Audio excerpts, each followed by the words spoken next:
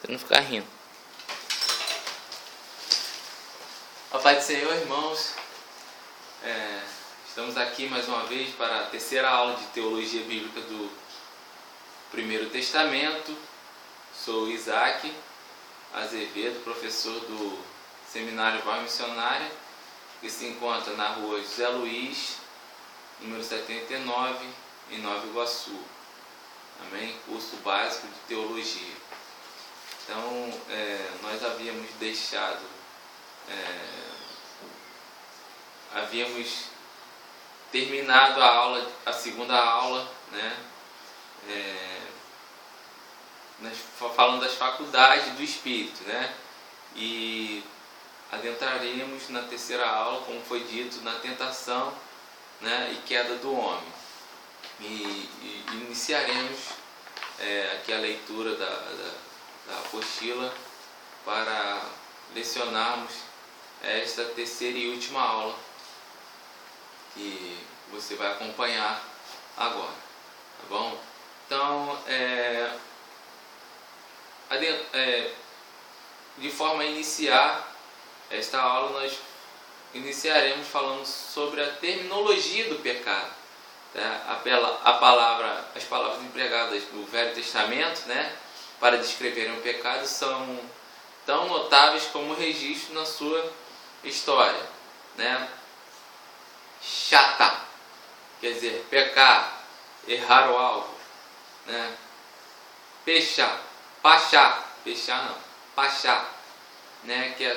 Significa transgredir, significa primariamente ir além, rebelar-se, transgredir, rachar. Ser ímpio, basicamente, né? Significa ser solto ou mal, né? Ligado ao mal, né? Ser ruidoso ou maldoso, né? A gente vê que está ligado mais à pessoa, né? A personalidade da pessoa. Ou seja, ser mal, né? Com o significado de quebrar, né? Por meios violentos, né? De quebrar as coisas, de ser uma pessoa ruim. A palavra veio a significar isso porque causa dano, né? Traz dor, tristeza e daí o mal moral, né? A pessoa tem uma moral ruim, né? Diante da sociedade. Avar, né? Que também está ligado à personalidade, que é ser perverso. Esse termo significa entortar ou torcer, daí se perverter ou ser perverso, né? Perverter a lei de Deus ou andar pelo tortuoso em oposição ao caminho reto de Deus, né? Então temos aqui alguns outros termos também que falam sobre a terminologia do pecado, né? Que é ramar, quer dizer ramar, que quer dizer enganar, né? Mahal, que quer dizer transgredir, né? Patar, que quer dizer seduzir, casal ou nabel, que quer dizer insensato, ou seja, o ser insensato, né? Tame e baash, que quer dizer ser impuro, né? Ou seja, essa é a terminologia para o pecado que nós contida no Antigo Testamento. Nós vamos ver esses termos sendo empregados no Antigo Testamento para se referir ao pecado, tá, irmãos? Então, propensão do homem para o pecado. A propensão, né? O homem está propenso, mas não está destinado ao pecado, tá? Como ser racional, tá? O homem, em seu primeiro estado de inocência, né, desconhecia o pecado. Então a possibilidade para o pecado surgiu, tá? E com o quê? Com a tentação. E de fato, irmãos, ele não havia ainda desenvolvido o seu caráter moral, né? O homem ainda estava em construção moral. Então esta propensão para a transgressão não significava que o homem, né, inevitavelmente estivesse destinado a pecar, correto? Então, essa tendência se baseava no quê?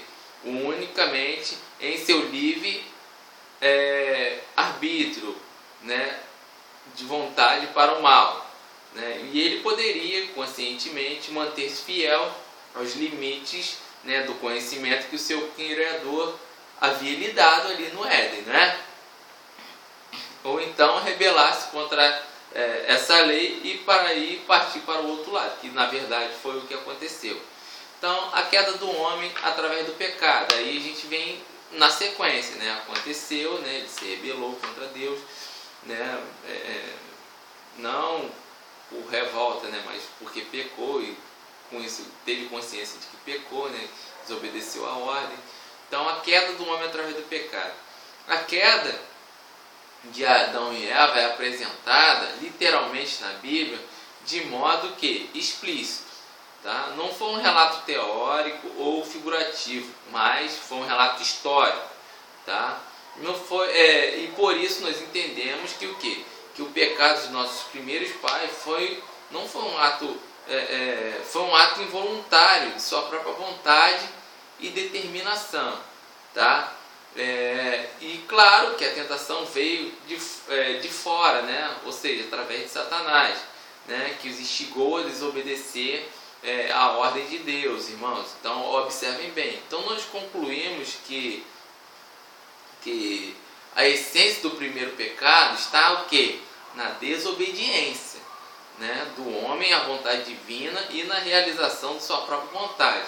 Então o seu pecado foi transgressão deliberada ao limite que Deus havia lhe colocado, tá? Então é aí que a gente vê, né, até hoje, né, o pecado essencial, né, básico do homem, né, o pecado capital do homem, desobedecer a Deus para fazer a sua própria vontade.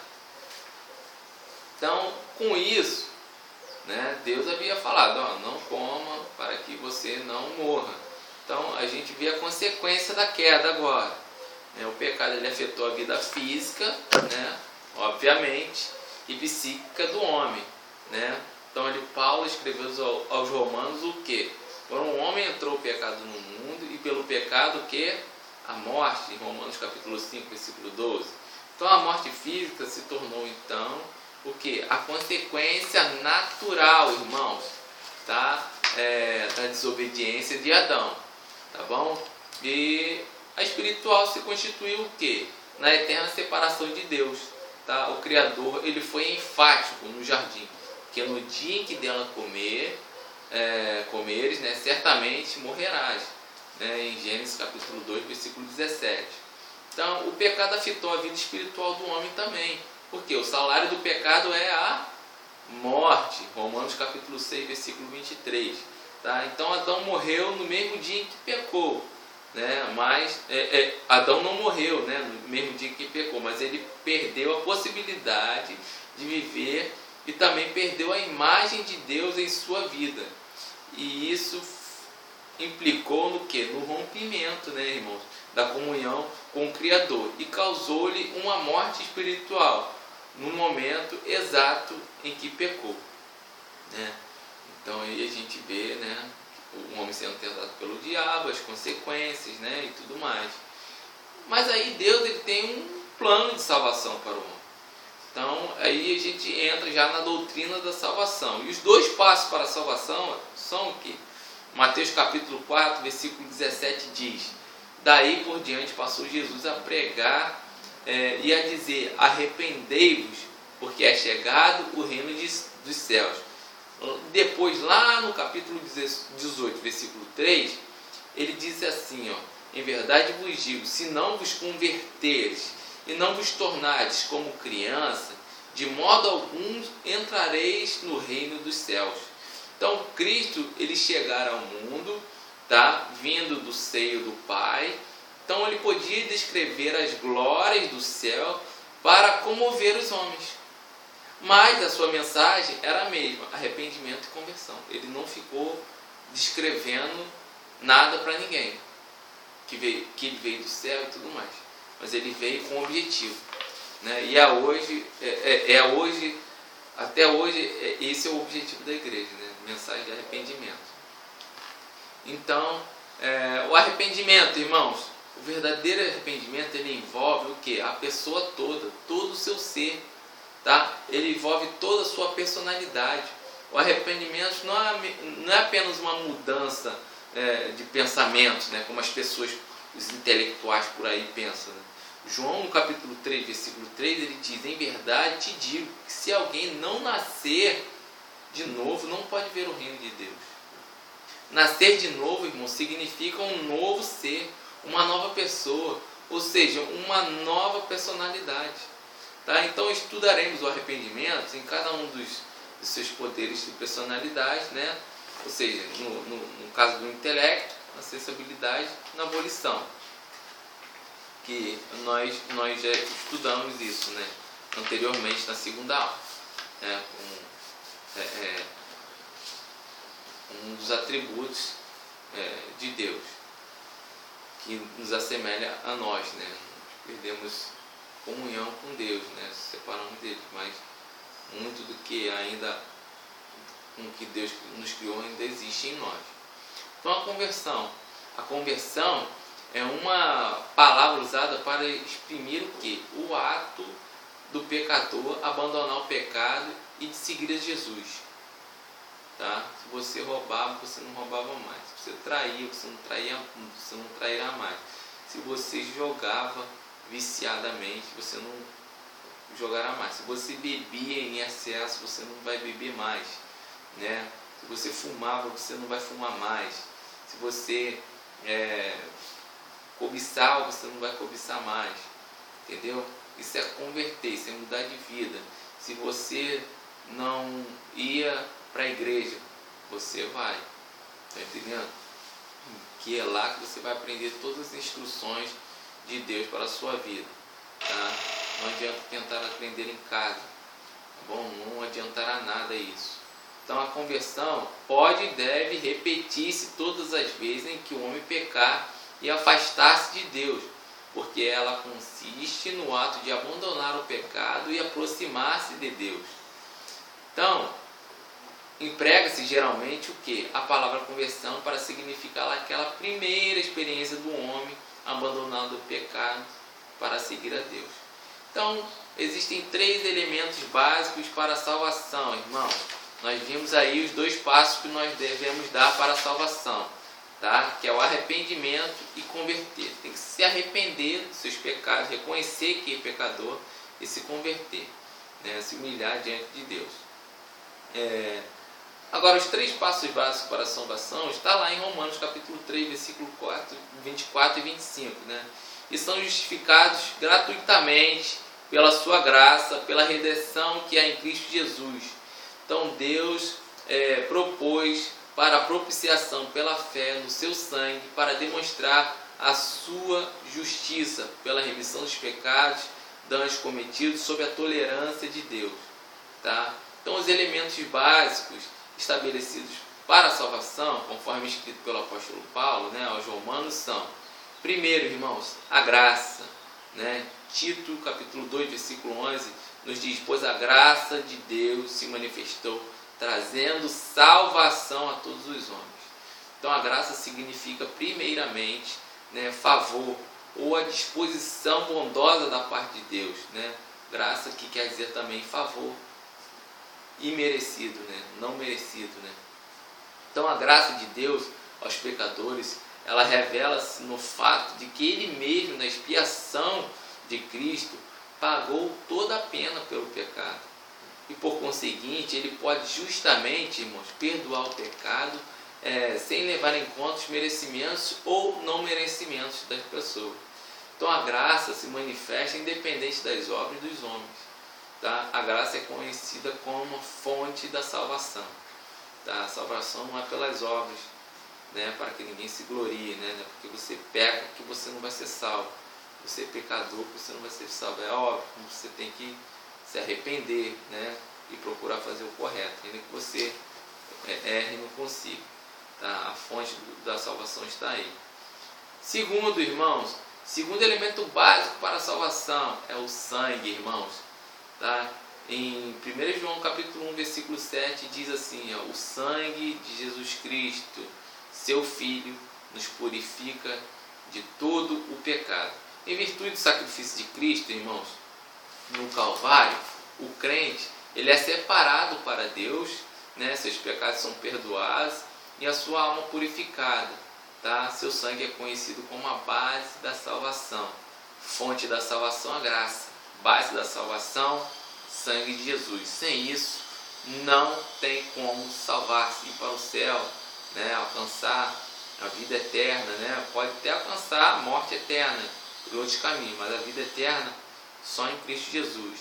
A fé, irmãos, Efésios capítulo 2, versículo 8 e 9, diz assim: pois é pela graça que sois salvos por meio da fé, e isso não vem de vós, é dom de Deus, não vem das obras para que ninguém se glorie. Então pela fé reconhece o homem a necessidade da salvação, e pela mesma fé ele é o homem também, ou seja, é ele levado a crer em Cristo Jesus, né? Em Hebreus, no capítulo 11, no versículo 6, diz assim: ora, sem fé é impossível agradar a Deus, porque é necessário que aquele que se aproxima de Deus creia que Ele existe e que é galardoador daqueles que o buscam, ou seja, que é presenteador, dará presente, dará recompensa daqueles que o buscam. Então a fé conduz-nos ao quê? Ao Salvador. A fé coloca a verdade na mente e Cristo no coração, tá? A fé é a ponte que dá a passagem ao mundo espiritual. Por isso concluímos que a fé é o meio para a salvação, tá? A fé é o meio que nós temos para se salvar, porque é ela que dá a passagem ao mundo espiritual.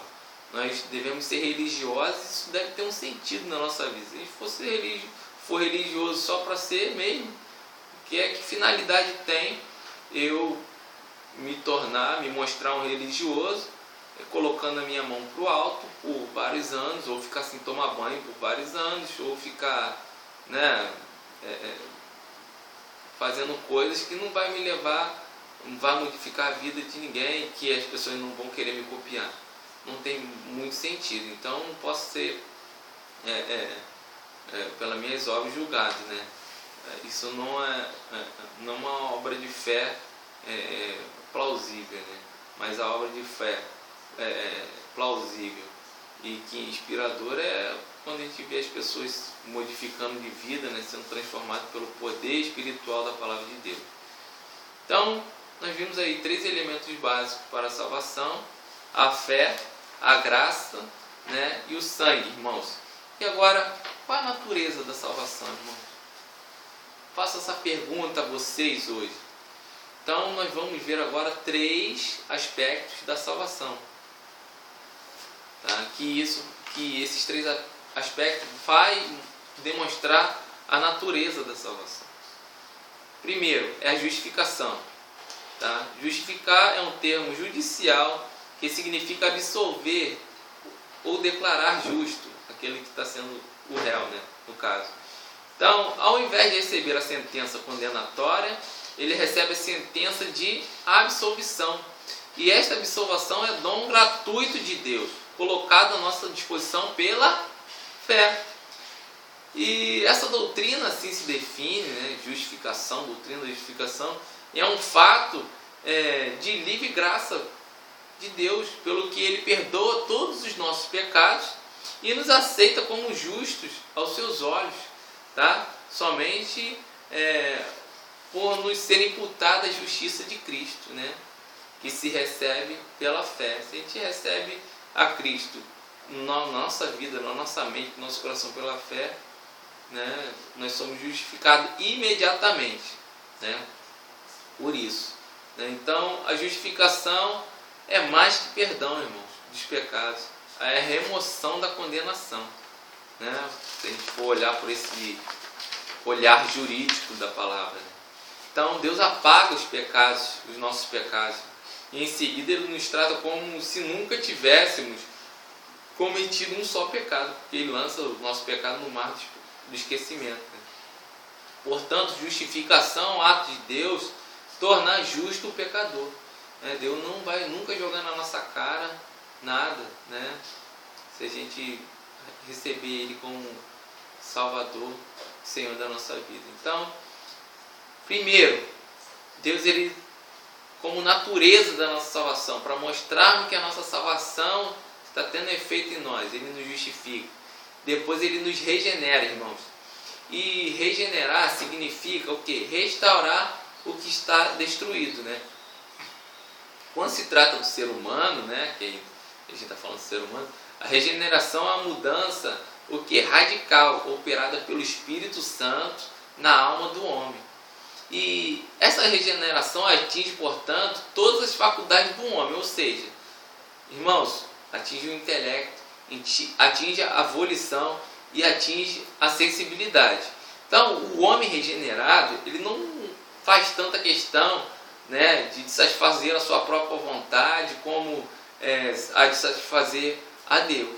Então, importa mais a ele agradar a Deus do que ao homem. E na regeneração, ele passa a pensar que de modo diferente, sentir de modo diferente e querer de modo diferente, né? Tudo se transforma, né?